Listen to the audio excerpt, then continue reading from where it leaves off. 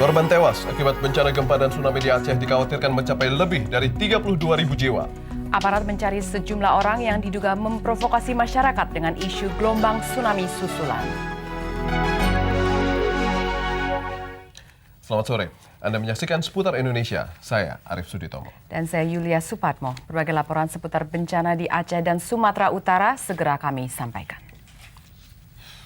Pemirsa, belum lagi hilang trauma atas kehilangan sanak keluarga. Sebagian besar warga Banda Aceh kini masih harus dihadapi rasa ketakutan dan kepanikan atas berbagai isu adanya gempa maupun gelombang pasang susulan. Situasi panik ini sempat terekam oleh juru kamera kami pagi tadi.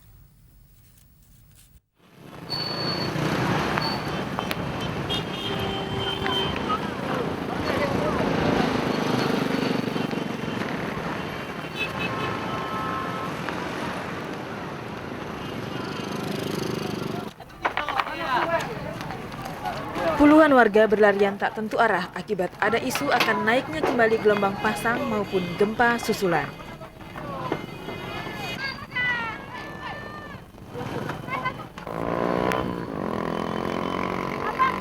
Situasi seperti ini merupakan kejadian yang kesekian kalinya harus dialami warga Banda Aceh. Namun, apa yang ditakutkan warga tidak terjadi. Dua kali udah. Jangan percaya, udah nggak ada apa-apa, udah tenang ini. Malam tempat kami tangkap maling. Jangan lari-lari ya, jangan lari, udah nggak ada apa-apa. Provokator itu. Udah nggak ada apa-apa, nggak ada apa-apa, nggak ada apa-apa ya. Hampir setiap hari, rasa takut, bingung dan panik seperti ini harus dilewati warga Banda Aceh. Sementara mereka pun masih kelelahan dan trauma akibat bencana tsunami dan gempa yang terjadi hari Minggu lalu.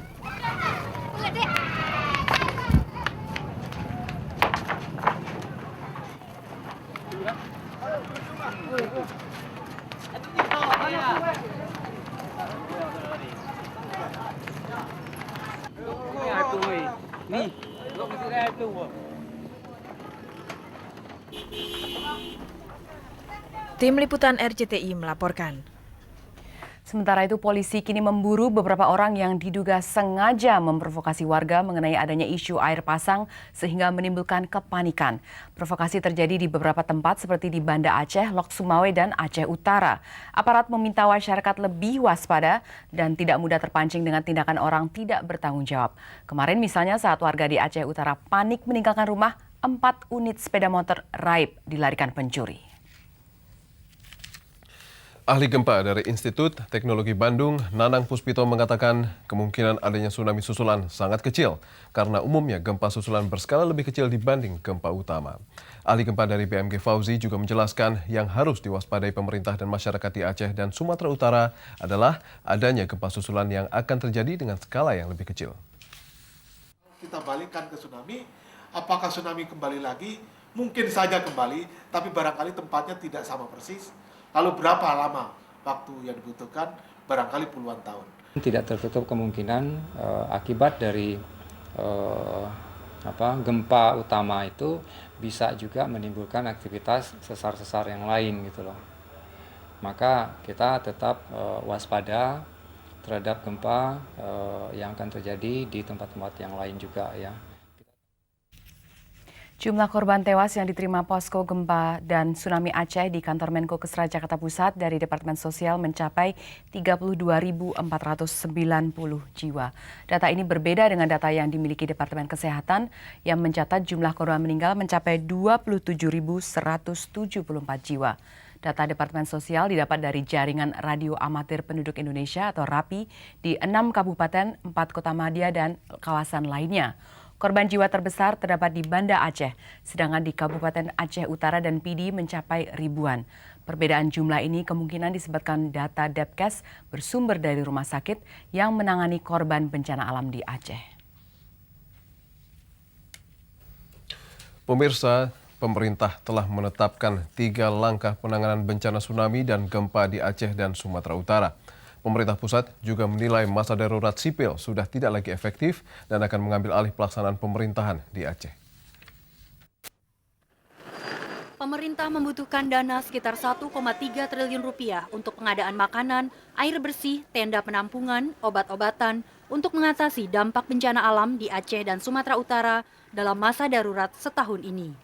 Usai pertemuan dengan para duta besar perwakilan Badan PBB dan LSM Internasional hari Rabu di Jakarta, Wakil Presiden Yusuf Kala menegaskan pemerintah telah menetapkan 3 tahap penanganan bencana di Aceh dan Sumatera Utara, yakni masa darurat atau emergensi, masa rehabilitasi fisik pada 2005 hingga 2006, dan masa rekonstruksi selama 2005 hingga 2009.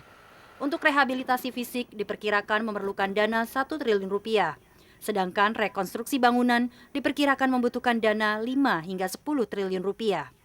Pemerintah juga membutuhkan bantuan helikopter untuk menyalurkan logistik ke berbagai lokasi bencana. Menurut Yusuf Kala, sejak bencana gempa dan tsunami, masa darurat sipil sudah tidak berlaku, bahkan pemerintah pusat sudah mengambil alih pelaksanaan pemerintahan di Aceh. Darurat sipil ini sudah tidak ada, mau darurat apapun tidak ada lagi di sana, gubernur tidak ada lagi. Jadi sekarang justru lebih tinggi lagi, itu pemerintah dipegang oleh pusat di sana. Gubernurnya cuma satu, wakilnya. Semua stafnya tidak ada. Ada meninggal, ada apa, semua tercerai-berai. Sebagai bentuk rasa toleransi atas musibah ini, pemerintah juga menghimbau masyarakat Indonesia untuk tidak merayakan malam tahun baru secara berlebihan. Mutiaryanti dan Gunawan melaporkan. Para petugas dan relawan di Banda Aceh hingga kini masih berupaya mencari dan mengumpulkan jenazah korban yang masih berserakan dan mulai membusuk.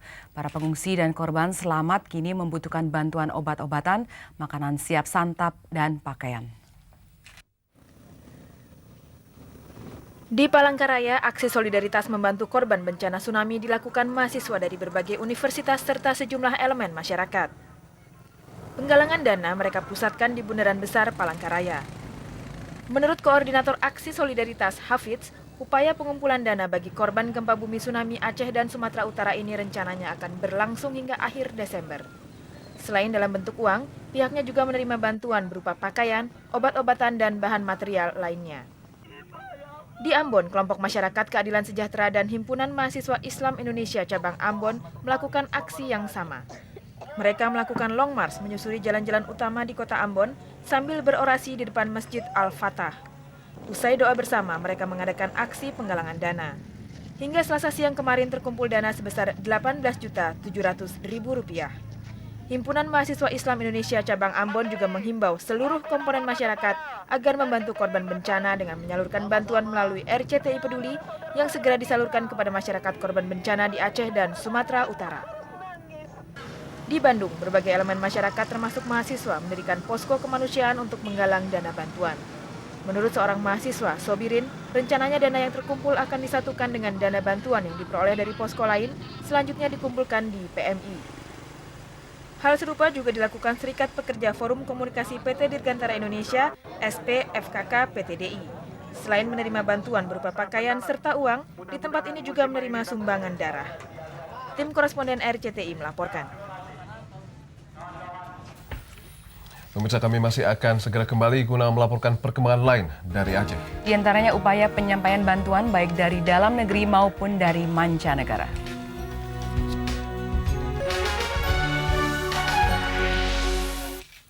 Pemirsa, para petugas dan relawan di Banda Aceh hingga kini masih berupaya mencari dan mengumpulkan jenazah korban yang masih berserakan dan mulai membusuk. Para pengungsi dan korban selamat kini membutuhkan bantuan obat-obatan, makanan siap santap, dan pakaian.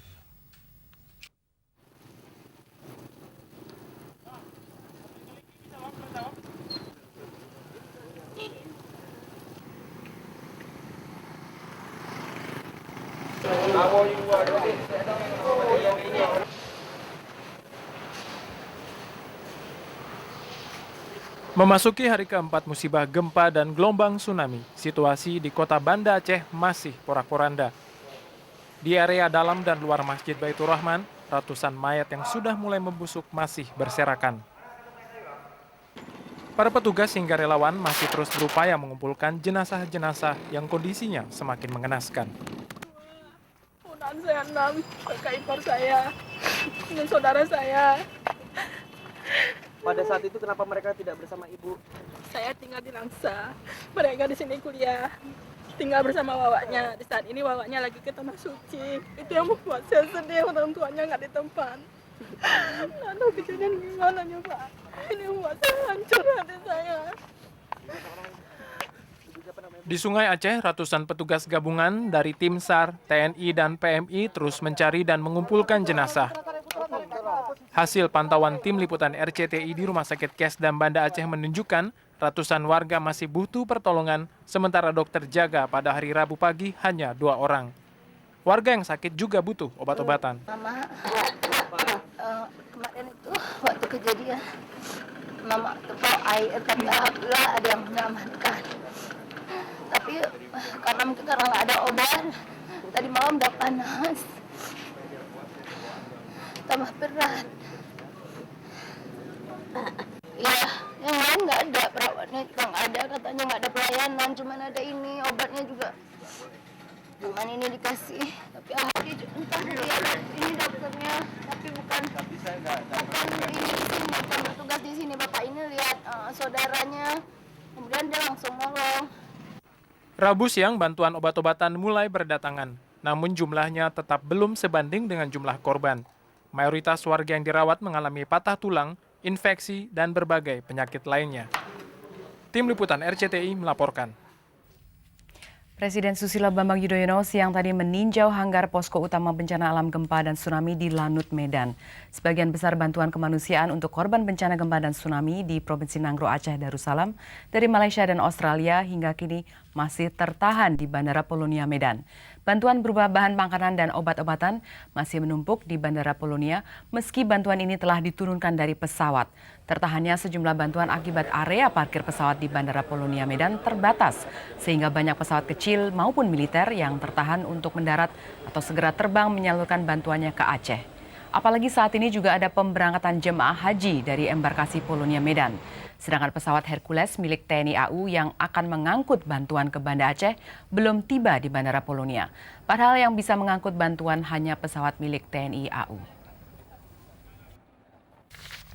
Pemerintah menyambut baik banyaknya sukarelawan yang ingin membantu warga Aceh. Namun, juru bicara Kepresidenan Andi Malarang yang meminta para sukarelawan yang akan berangkat ke Aceh untuk dipertimbangkan karena yang dibutuhkan adalah sukarelawan terlatih. Perlu diingat bahwa sukarelawan yang kita butuhkan adalah sukarelawan yang terlatih, bukan sukarelawan yang justru akan memberi beban kita di daerah-daerah itu. Harus terlatih untuk pertolongan pertama, untuk punya kemampuan fisik yang baik.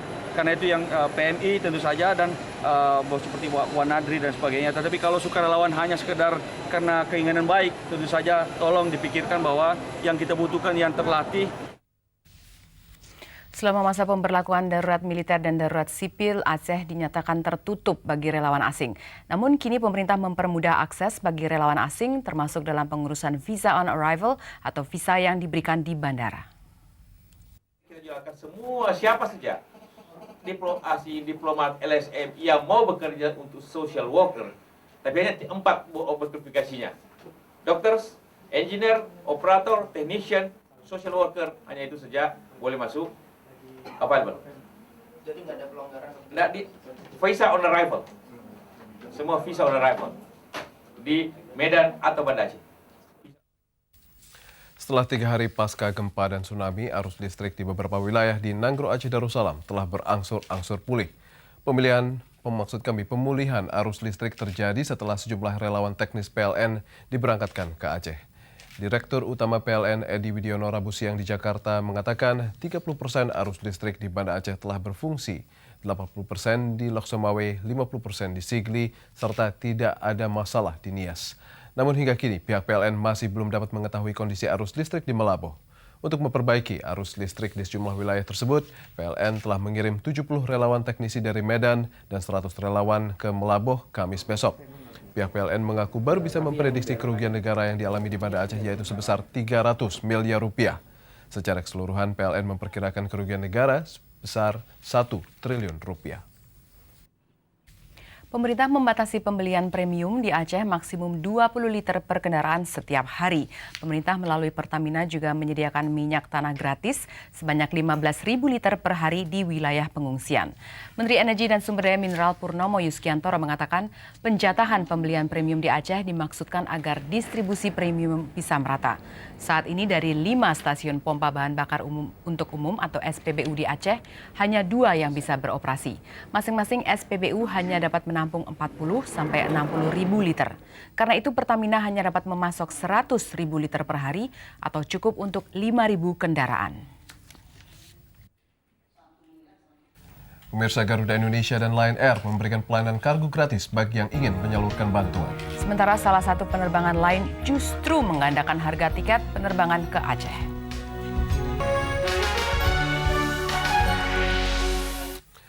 Pemirsa, seluruh penerbangan dari Jakarta menuju Medan dan Banda Aceh hari ini mengalami keterlambatan hingga lebih dari 15 jam. Keterlambatan disebabkan oleh padatnya pesawat pengangkut misi kemanusiaan di Bandara Banda Aceh dan Medan. Dari 13 penerbangan berbagai maskapai yang dijadwalkan berangkat hari Rabu menuju Medan dan Banda Aceh, seluruhnya terlambat antara setengah jam hingga 15 jam. Garuda Indonesia dengan nomor penerbangan 196 tujuan Medan yang seharusnya berangkat pukul 19.30 waktu Indonesia Barat Selasa kemarin, ternyata baru bisa berangkat pukul 11 siang hari Rabu ini. Jatayu Air dengan nomor penerbangan 268 tujuan Medan yang semula dijadwalkan berangkat pukul 7.28 waktu Indonesia Barat baru bisa berangkat sekitar pukul 13.00. Para penumpang yang ingin mengetahui keberadaan keluarganya tentu saja cemas menunggu penundaan keberangkatan ini. Sisa cuma tinggal 2, abang di atas saya sama adik di bawah saya. Di mana tuh? Di Banda Aceh. Bang Sulaiman sendiri ke sana? Sama kakak saya. Terus gimana? Mau berangkat jam berapa? Ini lagi tunggu informasi yang berangkat ke Medan dulu. Kakak saya yang ngurusin. Jadi belum tahu berangkat jam berapa ya? Belum tahu. Enggak ya lah, belum ada pengumumannya. Kami nanya sana kan katanya jam pagi aja belum berangkat. Yang siangnya belum tahu lagi jam berapa nih. Sedangkan kami kan butuh waktu sampai sana bisa pagi kalau bisa kan. Enggak, maksudnya pagi sampai ke Banda Aceh, tapi ke Medan. Nunggunya gimana? Kalau mungkin nanti sore baru berangkat atau malam? Ya terpaksa harus nunggu, kan nggak mungkin kami pulang lagi. Berapa orang yang ikut? 8 kami semua. Menurut petugas bandara, keterlambatan disebabkan penuhnya landasan di seluruh bandara di Medan dan Aceh. Halaman parkir pesawat atau apron di Bandara Medan dan Bandara di Aceh itu masih penuh oleh pesawat-pesawat, antara lain oleh pesawat misi bantuan kemanusiaan yang sudah datang di sana dan saat ini sedang proses unloading. Termasuk diantaranya pesawat-pesawat bantuan dari negara asing yang sudah masuk di sana. Jadi berapa? Sementara itu harga tiket reguler untuk sejumlah maskapai penerbangan ke Medan dan Banda Aceh tetap normal dan sudah habis dipesan. Tiket penerbangan reguler Garuda menuju Medan dan Banda Aceh misalnya hingga tanggal 3 Januari 2005 mendatang sudah habis. Aiman Wicaksono dan Rianto Wicaksono melaporkan. Di tengah suasana duka yang menimpa masyarakat Aceh, sebuah maskapai penerbangan di Medan kemarin justru menaikkan tarif penerbangan dari Medan ke Banda Aceh.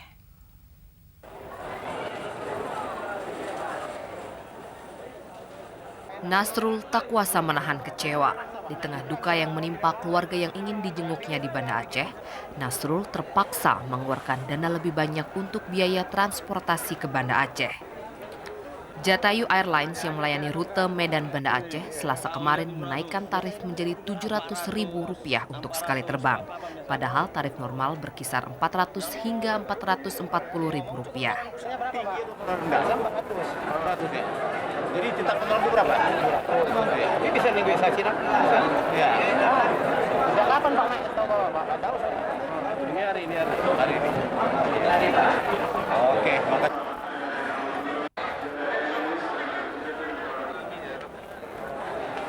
Kekecewaan juga dialami banyak penumpang lain yang tak punya pilihan. Marketing Officer Jatayu di Bandara Medan menolak melayani wartawan yang akan menanyakan masalah ini. Jatayu setiap hari terbang 1 kali Medan Banda Aceh. Frekuensi ini akan ditingkatkan menjadi 2 kali sehari. Sedangkan Garuda Indonesia dengan rute Banda Aceh Medan masih dengan tarif normal sekitar Rp600.000. Dan mulai hari Rabu, Garuda akan memberikan diskon 50% bagi keluarga korban bencana Aceh yang terbang bersama Garuda. Bagi Esther Sitompul melaporkan dari Medan, Sumatera Utara. Sementara itu, maskapai penerbangan lainnya membuka sejumlah pelayanan gratis untuk mengangkut bantuan ke Aceh. Garuda Indonesia dan Lion Air mengangkut kargo gratis berupa obat-obatan, bahan makanan, tenda, dan genset. Menurut Sutarno, anggota Satgas Penanggulangan Bencana Garuda Indonesia, layanan gratis ini hanya berlaku bagi institusi atau yayasan yang ingin mengirimkan bantuan ke Aceh. Garuda juga akan memberikan potongan harga 50% bagi keluarga korban yang terbang dari Banda Aceh ke Medan atau sebaliknya. Untuk informasi selengkapnya Anda dapat menghubungi nomor telepon 5502041. Sementara itu, sejumlah penerbangan Lion Air juga mengangkut secara gratis bantuan bagi Aceh yang disalurkan lewat RCTI Peduli dan berbagai instansi swasta lainnya. Sementara itu, dana yang sudah terkumpul melalui RCTI Peduli yang disumbangkan oleh para pemirsa setia RCTI hingga sore ini mencapai 7,3 miliar rupiah lebih. Total dana sebesar 181 juta lebih diterima hari ini. Jumlah dana yang telah disumbangkan sebesar 900 dan dana 900 rupiah. Maksud kami 900 juta rupiah dan dana tersebut telah dibelanjakan untuk keperluan korban bencana berupa kain, sarung, selimut, susu, madu, biskuit, dan air mineral. Total dana yang telah disalurkan selama 3 hari ini sebesar 963 juta lebih. Kami mohon maaf apabila saluran bantuan terkesan lamban karena masih menumpuknya bahan bantuan di Bandara Polonia Medan dan Bandara Iskandar Muda di Banda Aceh. Pemirsa Seputar Indonesia akan segera kembali dengan profil seorang wartawan yang semasa hidupnya amat peduli terhadap Aceh. Almarhum Ersa Siregar hari ini tepat setahun. Pemirsa, andai saja beliau masih hidup, reporter senior RCTI Ersa Siregar pasti saat ini berada di Aceh guna meliput situasi di sana. Hari ini tepat 1 tahun Ersa Siregar meninggal dunia. Semasa karir panjangnya, almarhum Ersa Siregar banyak mengangkat kisah kemanusiaan di kawasan konflik, khususnya di Aceh. Kepergian almarhum Bang Ersa tidak saja meninggalkan duka bagi keluarga dan kerabat kerja, namun juga bagi dunia kewartawanan di Indonesia. Langsung pagi, siang, sore hari. Namun, pada saat mereka wartawan yang berani, lugas dalam berpendapat dan tuntas dalam bertugas. Itulah sosok Ersa Siregar. Wartawan senior RCTI ini sudah menjalani tugas jurnalistik di berbagai bidang dan lapangan, termasuk medan konflik, dan Aceh adalah medan konflik yang sangat diakrabinya. Kemampuan daya tembus ke berbagai sumber membuat Ersa diterima di semua pihak. Keunggulan inilah yang menyebabkan ia bisa masuk ke daerah yang paling rawan, termasuk menembus markas gerombolan separatis Gerakan Aceh Merdeka, GAM. Namun ini pula lah yang memerangkapnya dalam penyanderaan oleh gerombolan GAM selama 6 bulan. Sehat. Tahu mereka situasi kami. 29 Desember 2003, 1 tahun yang silam, drama penyanderaan pun berakhir dengan maut. Di tengah desingan peluru, Ersa tewas diterjang timah panas ketika terjadi kontak senjata antara aparat keamanan dengan gerombolan separatis GAM. Perjalanan panjang itu berakhir sudah. Perjalanan tugas jurnalistik tuntas dengan pengorbanan yang luar biasa, yakni nyawa yang tak tergantikan. Ersa terbaring tak berdaya, kaku, tetapi semua orang akan tetap mengenangnya sebagai pribadi yang berani, lugas, dan tuntas dalam bertugas. Sanak kerabat, keluarga, dan teman sejawat mengakui Sori Ersa Siregar akan tetap dikenang dan sebagai inspirasi dalam tugas jurnalistik.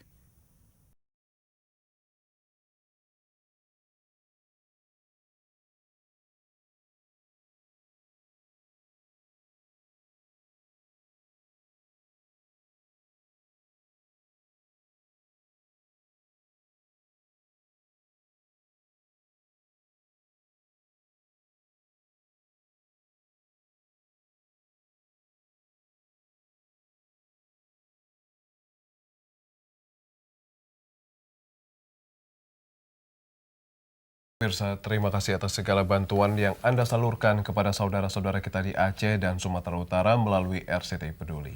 Bagi Anda yang juga ingin turut meringankan penderitaan para korban gempa dan tsunami, Anda dapat menyalurkannya lewat rekening RCTI Peduli di BCA nomor 128-300-7000. Sekali lagi 128-300-7000. Dan terima kasih atas perhatian Anda. Selamat sore dan sampai jumpa.